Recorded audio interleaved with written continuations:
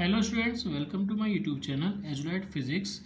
This is chapter 3rd for class 12th current electricity, and the topic of the video is deduction of Ohm's law from drift velocity and relaxation time tau. Okay, for the deduction of Ohm's law we consider a conductor of length L and area of cross section A. Number of free electrons in unit volume, that is electron density is an. Unit volume में जो number of electrons हैं वे हमारे N हैं. जैसे यहाँ पर अगर हम वॉल्यूम इस वायर का कंसिडर फाइंड करना चाहें तो वो होगा क्रॉस सेक्शन का area A into L. A into L ये कहलाएगा इसका वॉल्यूम. और वॉल्यूम डेंसिटी या फिर कहें कि इलेक्ट्रॉन डेंसिटी क्या होगी. इलेक्ट्रॉन डेंसिटी जैसे हम कंसिडर कर ले कि इसका वॉल्यूम 5 मीटर क्यूब है, 5 मीटर क्यूब है, तो 1 मीटर क्यूब में जितने इलेक्ट्रॉन्स होंगे उन्हें हम कहेंगे electron density. When a potential difference of V volt, जब इस कंडक्टर के अक्रॉस वी वोल्ट का पोटेंशियल डिफरेंस अप्लाई किया जाता है across the conductor, then the electrons moves with drift velocity. तो इलेक्ट्रॉन्स जो इसके अंदर है, फ्री इलेक्ट्रॉन्स जो हैं वे ड्रिफ्ट वेलोसिटी वी से मूव करने लगते हैं.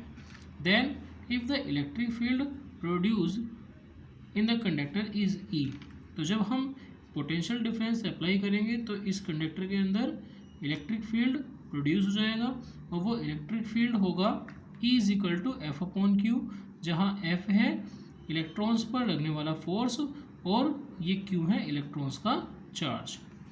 तो for electrons Q is equal to E, यहाँ हम रिप्लेस कर देंगे क्यू को ई से, तो ई इज इक्वल टू हो जाएगा एफ अपॉन क्यू. इस तरह से in term of electric field the force on electrons is given by F is equal to E into E. If average acceleration, अब क्योंकि इलेक्ट्रॉन्स इसके अंदर मूव कर रहे हैं तो उनके अंदर उनमें एसिलेशन भी होगा, और हमने कंसिडर कर लिया कि एवरेज एसिलेशन जो है वो स्मॉल ए है, तो एवरेज एसिलेशन इक्वल होगा average velocity upon relaxation time के.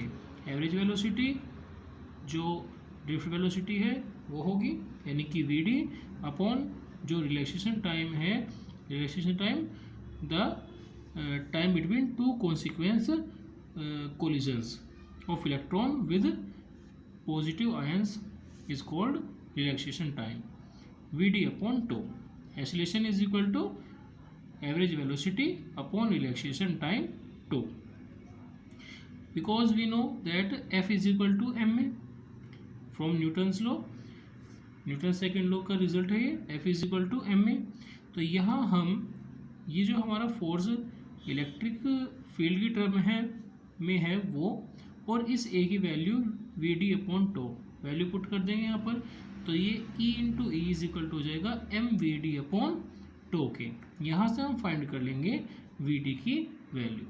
Okay, now from potential gradient, that is relation between electric field and potential, we know that E is equal to होता है V upon are. हमने इसे R के रूप में पढ़ा है. अब यहाँ हम दो पॉइंट्स के बीच डिफरेंस जो है वो हमारे पास L है, इसलिए R को L से रिप्लेस कर देंगे, तो इसलिए यहाँ पर हो जाएगा potential gradient E is equal to from potential gradient E is equal to हो जाएगा V अपॉन L के.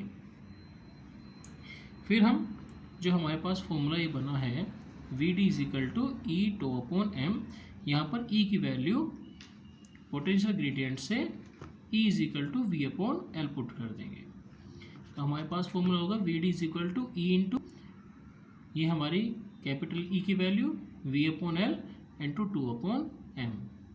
फिर हम जानते हैं from the relation between current and drift velocity, हमारे पास फॉर्मूला होता है I is equal to N E A V D, where N is the electron density, E charge of electron, A cross section का area और V D drift velocity. तो यहाँ से भी हम वी डी की वैल्यू फाइंड करेंगे और दोनों वी डी की वैल्यू को इक्वल रख देंगे जो हमने इक्वेशन 3 और इक्वेशन 4 के रूप में प्राप्त की है.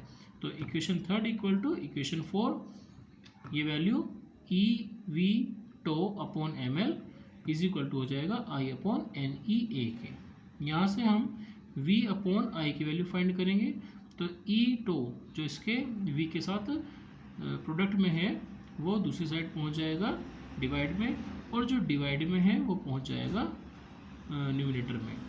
तो ये आई अपॉन में आ जाएगा, v upon I, M L ऊपर और ई टो नीचे। तो यहाँ एक ई पहले से ही है, तो E into E is equal to हो जाएगा E square, N as it is, A as it is, and टो ये हो गया। अब यहाँ पर ये जो m है ये इलेक्ट्रॉन का मास है, l कंडक्टर की लेंथ है, और n number of electrons in unit volume, e is the charge, tau relaxation time, और a area of cross section. अगर हम इन सबको देखते हैं तो ये सभी वैल्यू हमारी कांस्टेंट है, तो इनके हम मल्टीप्लाई प्रोडक्ट जो कुछ भी हमें करना है उससे क्या हमें मिलेगा, एक कांस्टेंट वैल्यू ही मिलेगी। तो हम कह सकते हैं कि v और i का जो रेशो है वो कांस्टेंट के इक्वल है, और ये ही ओम्स लॉ होता है। इस तरह से हम इसे प्रूफ कर सकते हैं, और ये एक इम्पोर्टेंट टॉपिक है। Thank you students, thanks for watching the video.